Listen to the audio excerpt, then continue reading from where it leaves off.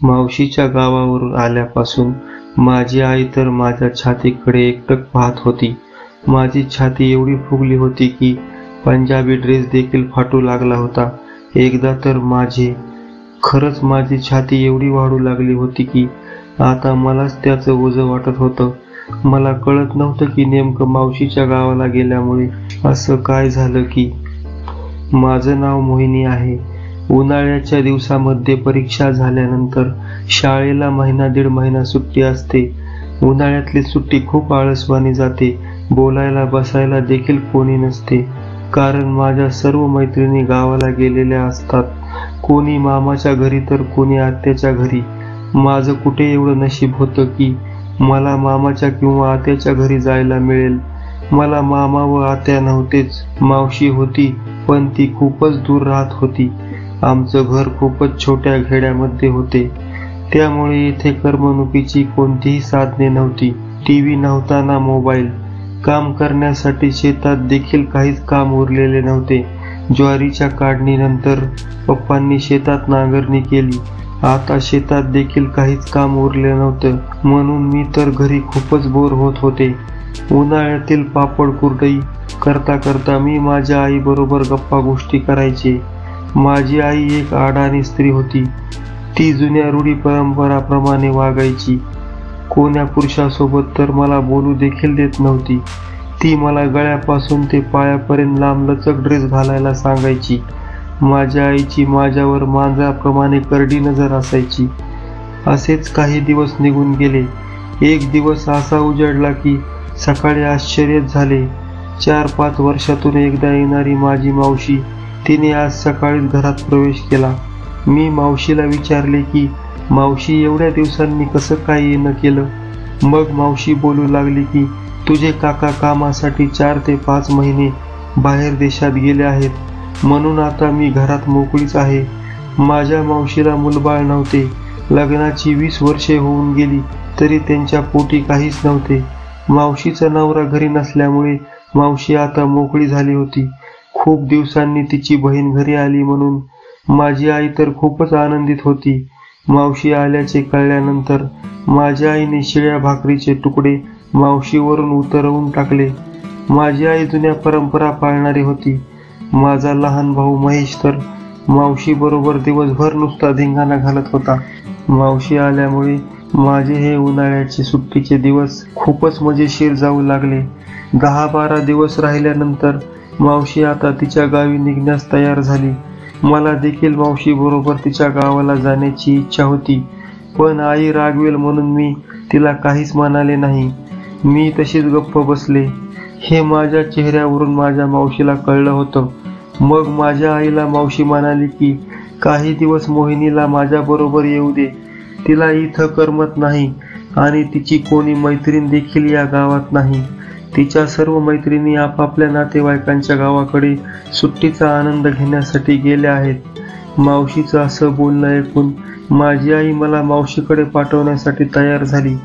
खूपच काळजी करत माझ्या आईने माझी पिशवी भरून माझी रवानगी मावशीच्या गावाकडे केली. मावशीचे गाव ते गाव कसले खूप मोठे शहर होते. माणसांची तर गर्दीच गर्दी. रस्त्याने मुंग्यासारख्या गाड्या धावत होत्या. रात्र नाही ना दिवस नाही, 24 तास गजबजलेलं होतं मावशीचं गाव. मग मी तिथे खूप मज्जा केली. दररोज मी पिक्चरला देखील जात होते. माझ्या मावशीकडे खूप पैसा होता, म्हणून ती कोणत्याच गोष्टीला मला नाही म्हणत नव्हती. मोठमोठ्या हॉटेलमध्ये आम्ही जेवण केली. सकाळी मी मावशीबरोबर 2 तास व्यायामशाळेत देखील जात होते. नंतर आल्यावर चहा, परत मस्तपैकी हॉटेलमध्ये दुपारचे जेवण. मावशीच्या घराशेजारी तिच्या मैत्रिणी खूपच धिंगाणा मस्ती करायच्या. दररोज आम्ही गाण्याच्या भेंड्या देखील खेळायचो. महिनाभर मावशीच्या गावाला मी खूप मज्जा केली. भरपूर जेवणामुळे आणि मनाला झालेल्या आनंदामुळे माझी तब्येत तर चांगलीच फुगली होती. मग मी मावशीला निरोप देऊन माझ्या घरी आले, पण मला पाहून माझ्या आईचा चेहरा खूपच बारीक झाला होता. आईला अचानक काय झाले ते मला समजलेच नाही. माझी आई माझ्याकडेच सारखं निरखून पाहत होती आणि माझा खूप राग करायची. मला माहित नव्हतं की मी गावाला गेल्याने माझ्यावर एवढं मोठं संकट येईल. अचानक माझ्या आई वडिलांनी माझं लग्न करायचे ठरवले. दररोज वेगवेगळ्या गावची स्थळं बघायचं चालू झालं.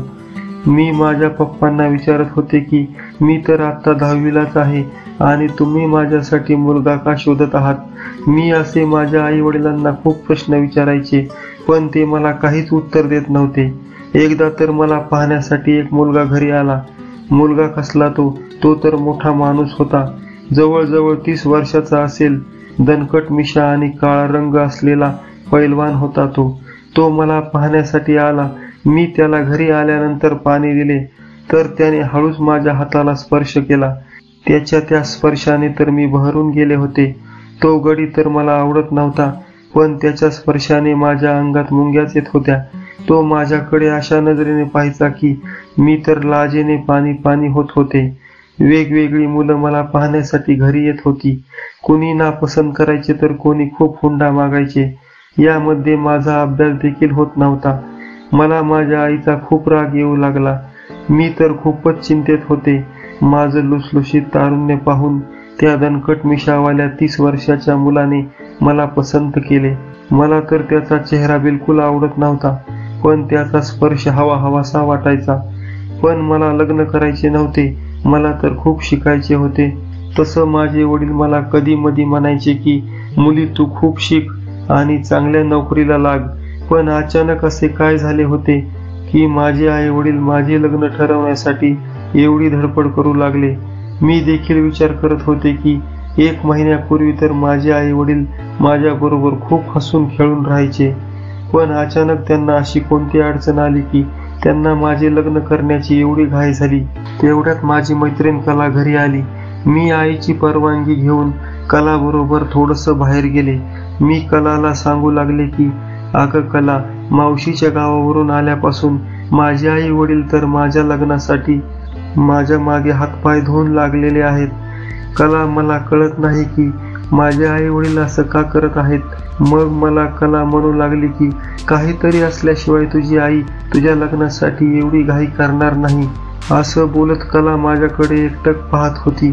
कला माझ्या छातीकडे पाहत होती आणि पाहता पाहता ती अचानक हसू लागली. माझी मैत्रीण कला मला म्हणाली की मोहिनी, सुट्ट्या लागण्याच्या आधी तर सगळंच चपट होतं. बाई, आता एवढं फुगलंय कसं काय. कला नेमकं काय बोलत होती ते मला नीट समजलं नाही. मी कावरी-बावरी झाली. कलाचं हसणं पाहून मला लाज वाटत होती. मी तिला म्हणाले की बाई नीट सांग, नाहीतर खूप मारेल. कला म्हणाली की बघ ना बाई मोहिनी, तुझी छाती केवढी फुगली आहे. त्यामुळेच तुझी आई तुझ्या लग्नाची घाई करत असेल. कला म्हणाली की 100% मी तुला सांगते की केवळ तुझ्या फुगलेल्या छातीला पाहूनच तुझी आई तुझ्या लग्नाची गडबड करीत आहे. तिचं तसं बोलणं ऐकून मला देखील तिच्यावर विश्वास बसला. खरंच माझी आई माझ्या फुगलेल्या डौलदार छातीमुळेच माझे लग्न लवकर करत आहे. अशा गोष्टीला तर मी कुणापासूनच लपवून ठेवू शकत नव्हते किंवा झाकून देखील ठेवू शकत नव्हते. ती गोष्ट काही झाकून ठेवण्यासारखी देखील नव्हती. ते तर माझं उभरतं तारुण्यच होतं. मला काही सुचत नव्हतं की ही गोष्ट मी कोणापाशी बोलावं. घरी आल्यानंतर मला तर रात्रभर झोप देखील आली नाही. पहाटेच्या 4:30 नंतर माझ्या मनात आलं की मला पाहण्यासाठी जो काळा मिशावाला तरुण आला होता त्यालाच मी माझ्या आईला समजावून सांगितलं तर मनात विचाराचं काहूर उठत होतं. तो मुलगा माझं का बरं ऐकल. माझ्या रूपाचा एवढा भरलेला खजाना लुटायचं सोडून तो माझं का ऐकल.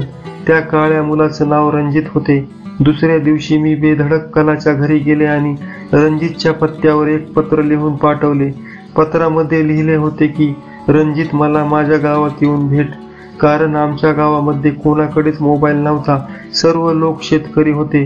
पाटलाच्या घरी मोबाईल असून देखील काही उपयोग नव्हता, कारण गावात टॉवरला रेंज नव्हती. म्हणून मी माझा मेसेज पत्राद्वारे पाठवला होता. 4 दिवसानंतर माझे पत्र रणजितला पोहोचले आणि तो मला गावात येऊन भेटला. मी त्याला माझ्याविषयी सर्व काही सांगितले. मला रणजितवर विश्वास बसत नव्हता, पण आता मला त्याच्याशिवाय काहीच पर्याय नव्हता.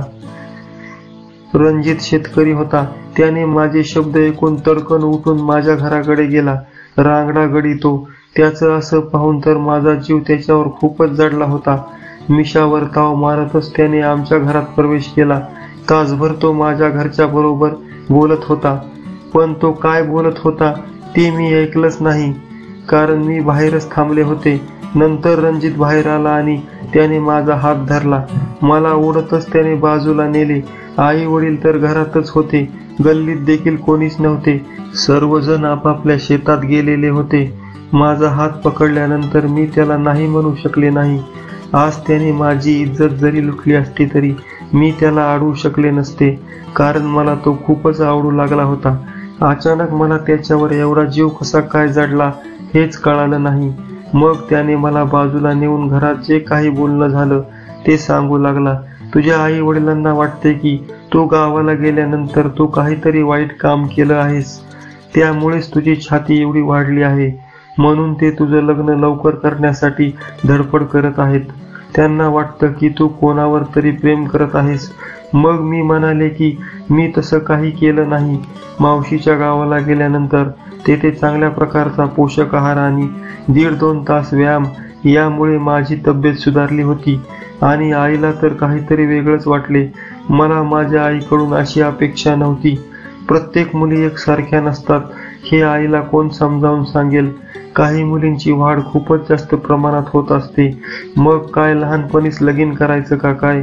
त्यावर रणजित मला म्हणाला की तुझी आई जुन्या विचारांची आहे. तू काळजी करू नकोस. तू माझ्या बरोबर लगीन कर. तुला काय शिकायचे ते शिक. तोपर्यंत मी तुला हात देखील लावणार नाही. पण माझी बायको म्हणून माझ्या घरात ये. मला तुझ्यावर खूप प्रेम आहे. मोहिनी, तू मला खूपच आवडतेस. त्याचं असं बोलणं ऐकून तर मी खूपच लाजली. काही दिवसांनी माझं लग्न रणजित बरोबर झालं. त्याच्या आयुष्यात येऊन मी खूपच सुखी होते. मी भरपूर शिक्षण घेतले. रणजित एक शेतकरी असून देखील त्याने मला शिक्षण घेण्यासाठी कधीही अडवले नाही. उलट त्याने माझी खूप मदत केली. या क्षणी मी खूप मोठ्या पदावर नोकरी करत आहे. मला 2 मुले देखील झालेली आहेत. माझा संसार खूप सुखाचा आहे. माझा नवरा शेती करतो याची मला कसलीच लाज वाटत नाही. उलट मला त्याचा अभिमानच वाटतो. खरंच असा नवरा मिळण्यासाठी खूप जन्माचे पुण्यच लागते. मित्रांनो, ही कथा आवडली तर आमच्या व्हिडिओला लाईक आणि शेअर करा आणि सबस्क्राईब करा. धन्यवाद मित्रांनो.